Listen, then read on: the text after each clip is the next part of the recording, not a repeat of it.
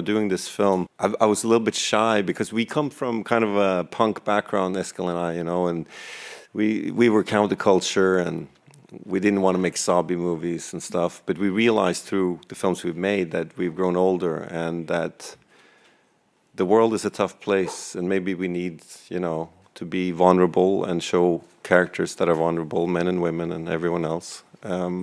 So I kind of came to the conclusion that, I don't know, Tenderness is the new punk. For me, it's, you know what I mean? It's like, for me it is. It's what I need right now. I need to believe that we can see the other. I need to believe that there is a sense of reconciliation, that polarization and anger and machismo isn't the only way forward here. This is director Joachim Trier at the Cannes Film Festival introducing his new film, Sentimental Value.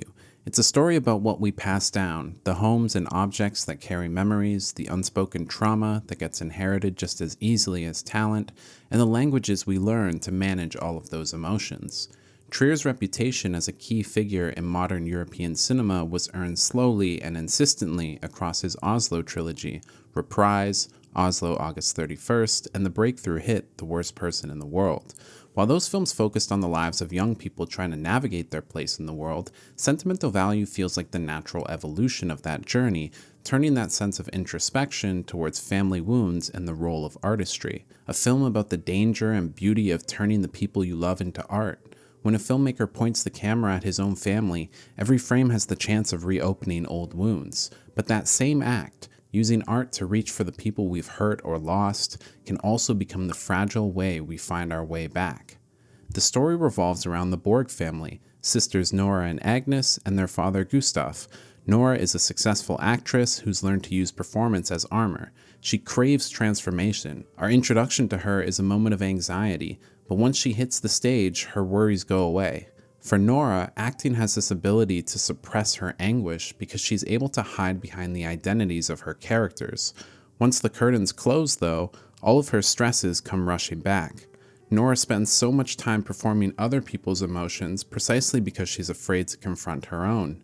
Agnes, her younger sister, has strayed away from the arts and instead chosen stability.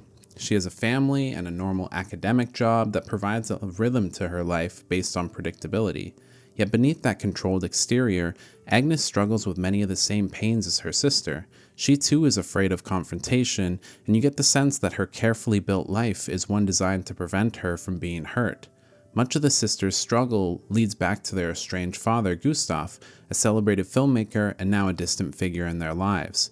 After divorcing their mother, Sissel, Gustaf abandons the family to live in Sweden, but after Sissel passes away, Gustaf reappears with a plan. He wants to shoot a semi-autobiographical film inside the family's old house, and he wants to cast Nora as the film's lead. Gustaf showing up with the idea to have his own daughter star in his film can come off selfish, but Stellan Skarsgård's performance is so good that it adds necessary layers to that idea. There's a sincerity under his pretentious European director exterior.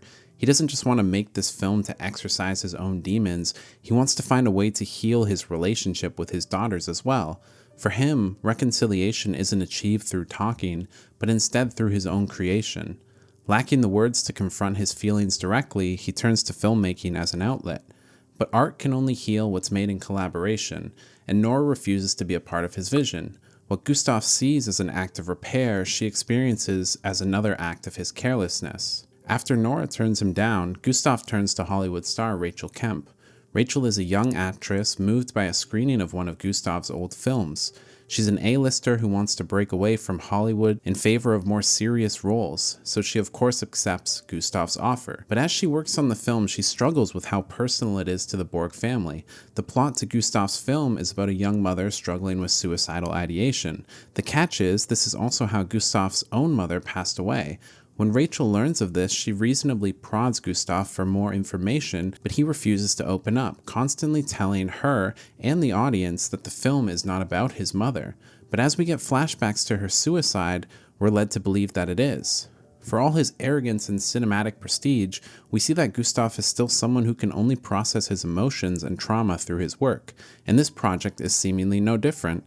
It's not only an opportunity for him to work through his mother's death, but when he attempts to cast Agnes's son Eric in the film, it's clear that this is his way of reconnecting with his family as well. Gustaf's tragedy is that he confuses art with connection. At times it's hilarious, like when he gifts his 10-year-old grandson DVDs of The Piano Teacher and Irreversible. It's a funny moment, but also the kind of action you'd expect from a man who doesn't know how to connect with people beyond artistic expression. Gustaf wants to show love through the film he's making, but he can't show love in the room.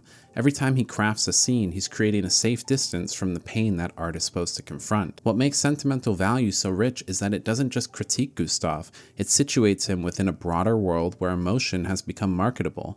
Trier uses the backdrop of the modern film industry to comment on how sincerity itself is being packaged. There's scenes where he's prodded about the film's international appeal and whether or not it will be available in theaters because Netflix is the one producing it. For Gustaf, art is an exploration of self, but for the industry he works in, it's just another piece of content. I've read some reviews which have argued that these scenes about the film's production feel disconnected from the main story, but I think they're essential to the world Trier is building. They aren't just the European independent director taking a jab at the commercialization of cinema, they mirror the emotional issues at the film's core. The problem isn't just that art is commodified, it's that the act of creation itself is losing its language. Gustaf's efforts to use art as a form of reconciliation are flawed, but they're sincere.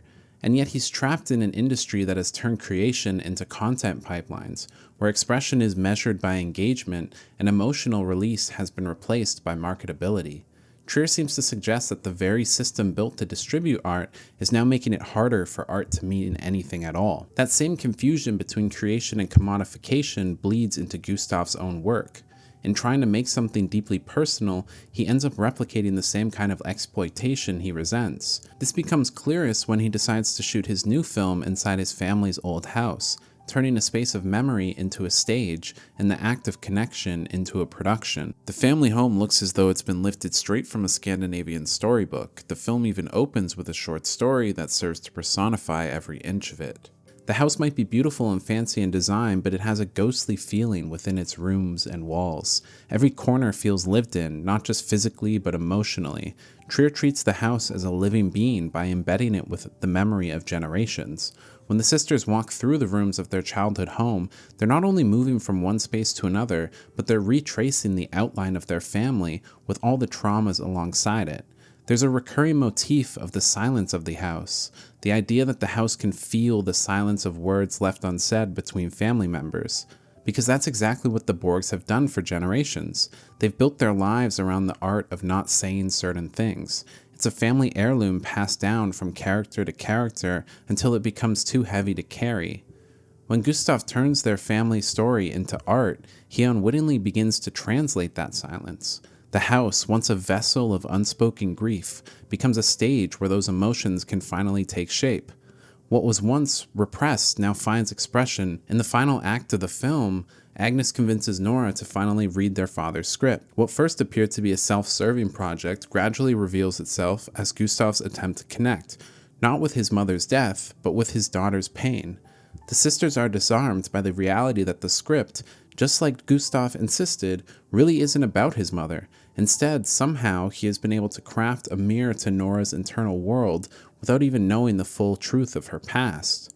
Nora herself has struggled with suicidal ideation, but never disclosed that to her dad, and yet somehow he's found that reality in his work.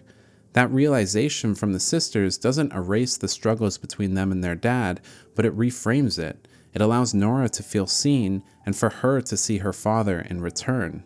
For much of the film, Nora drifts between identities, lost in her performances, an affair, and her anxiety. She's constantly expressing emotion, but rarely her own. Reading and eventually performing her father's script gives her the chance to reclaim that emotional space. Art, which once separated her from her emotions, becomes not only the bridge between her and her father, but the bridge to her true self. The film finds real emotional maturity in its honest portrayal of the Borgs learning to heal through the very language that once hurt them. The tenderness comes from the fact that no one in the film is cruel or malicious. They're simply trapped by patterns they've inherited. Art as a way of compartmentalization, and silence as a way of moving forward. In the end, Sentimental Value suggests that art can hurt just as deeply as it can heal, yet healing often begins in those shared, imperfect gestures of understanding. Cinema is full of stories about art as a source of healing, but Joachim Trier masterfully finds the emotional core and complexity of that idea.